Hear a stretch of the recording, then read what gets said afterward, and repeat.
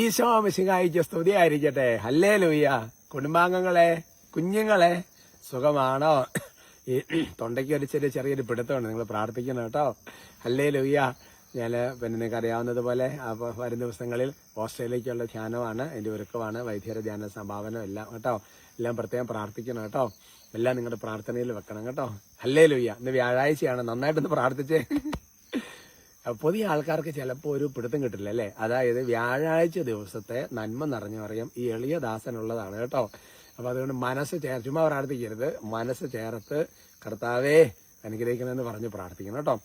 നന്മ നിറഞ്ഞ മറിയമേ സ്വസ്തി, കർത്താവ് അങ്ങയോട് കൂടെ സ്ത്രീകളിൽ അങ്ങ് അനുഗ്രഹിക്കപ്പെട്ടവളാവുന്നു. അങ്ങയുടെ ഉദരത്തിന് ഫലമായി ഈശോ അനുഗ്രഹിക്കപ്പെട്ടവനാവും.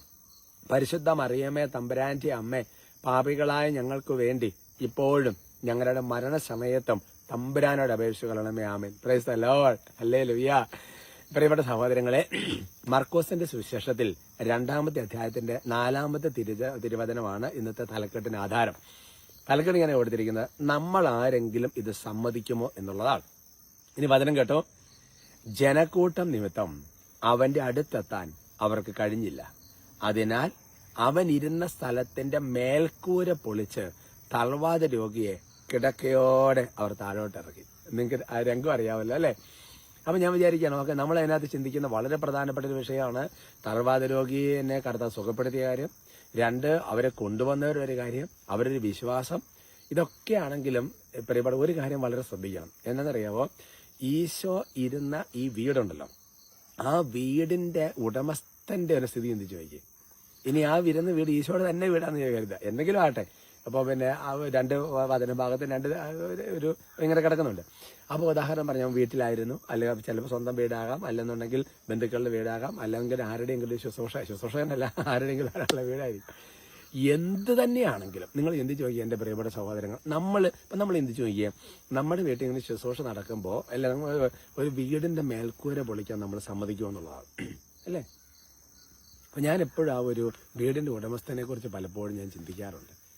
അതുകൊണ്ട് എൻ്റെ പ്രിയപ്പെട്ട സഹോദരങ്ങളെ, മനുഷ്യന് നന്മയുണ്ടാകണമെന്നുണ്ടെങ്കിൽ, അല്ലെങ്കിൽ ഒരു വലിയ വിടുതലൊക്കെ സംഭവിക്കണമെന്നുണ്ടെങ്കിൽ, നമ്മൾ ഒരുപാട് നഷ്ടങ്ങൾ നമ്മുടെ ജീവിതത്തിൽ സംഭവിക്കാതെ ഒരു വിടുതലുണ്ടായാൽ. എന്ത് ചോദിക്കുക, ഫ്രാൻസിസ് അസീസി എന്തുമാത്രം കാരണം നഷ്ടപ്പെടുത്തി.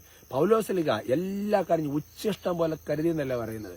അപ്പൊ നമ്മുടെ ജീവിതത്തിൽ കുറച്ച് നഷ്ടങ്ങൾ നമ്മുടെ പേഴ്സണൽ ലൈഫിൽ നിന്ന് വരാതെ, എന്റെ പ്രിയപ്പെട്ട സഹോദരങ്ങളെ, ഒരു അത്ഭുതവും ഒരു വിടുതലും ഒരു ഡെലിവറൻസും ഒരു ഒരു ഒരു ഒരു ഒരു സുവിശേഷ വേലയുടെ അഭിവൃദ്ധി അത്ര എളുപ്പമായിരിക്കില്ല.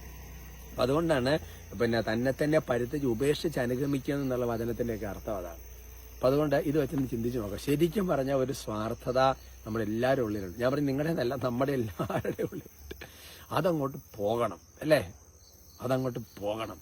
ഇനി ആ വീടിന് ഇപ്പം റിപ്പയർ ചെയ്യാനായിട്ട് സൗഖ്യം കിട്ടിയവർ അതെല്ലാം കഴിഞ്ഞിട്ട് തളർവാതിരൊക്കെ തുള്ളിച്ചാടി എല്ലാവരും പോയി. ഇനി ഇതിന്റെ മേൽക്കൂര ആര് കിട്ടും അല്ലേ? ചിന്തിച്ചു നോക്കിയേ, ഇതിന്റെ മേൽക്കൂര ആര് കിട്ടും അല്ലേ? അവിടെ അത്ഭുതം ഉണ്ടായിട്ടില്ല. ഈശോ മേൽക്കൂര വെച്ചു കൊടുത്തത് ബൈബിൾ എഴുതിയിട്ടില്ല അല്ലേ? അതന്നെ, പരിപാടിയെല്ലാം കഴിഞ്ഞിട്ട് എല്ലാവരും പോകും, അവസാനം നമ്മളെ ഉണ്ടാവുള്ളൂ അല്ലേ? അല്ല, ചിന്തിച്ചു നോക്കിയേ. പക്ഷെ അവിടെ നമ്മൾ ഈ നഷ്ടം സഹിക്കുമ്പോഴാണ് എൻ്റെ പ്രിയപ്പെട്ട സഹോദര, സ്വർഗരാജ്യത്തിന്റെ ഒരു പ്രതിഫലമുണ്ട്.